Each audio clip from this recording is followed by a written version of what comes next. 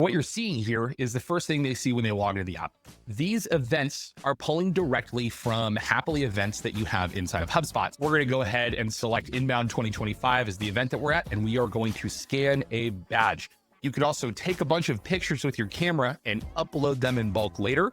You can also manually capture a lead by hitting this More button on the top right and just filling out a form, basically. What we're going to do in this case is we scan the badge. We're looking at information on the badge, such as the name and the company. And then we're running enrichment in the background to go get things like job title and email address, things like that. So you can see as this lead is enriching, you can also add in notes about the interaction as well as next steps. We went and found the email address through enrichment. We also pulled down a job title. Remember, on the badge, the only thing that was there was the name and the company name. And from that, we were able to find this additional information. I'm filling out some notes and some next steps here. So there's a couple of standard fields. There's what they're interested in. So this could be the type of follow-up, a specific product that you have, some service you're offering. You have the ability to choose wherever you want to show up in here.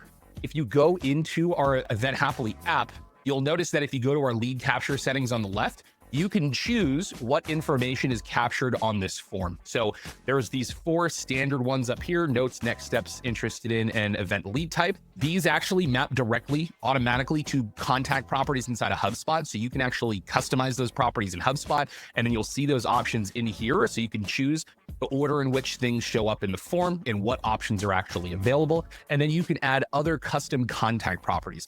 Since we're using properties from your HubSpot account directly, you don't need to fiddle with any sort of like mappings between one system and another. I'm choosing a event lead type, prospect, favorite color, dietary restrictions. From there, I hit the sync to CRM button. This contact is going to sync directly into HubSpot. It's either going to create a brand new one if they don't exist, or it's going to update an existing one that already exists inside of HubSpot. And on top of that, I can come into here and I can go ahead and send an email directly from the app.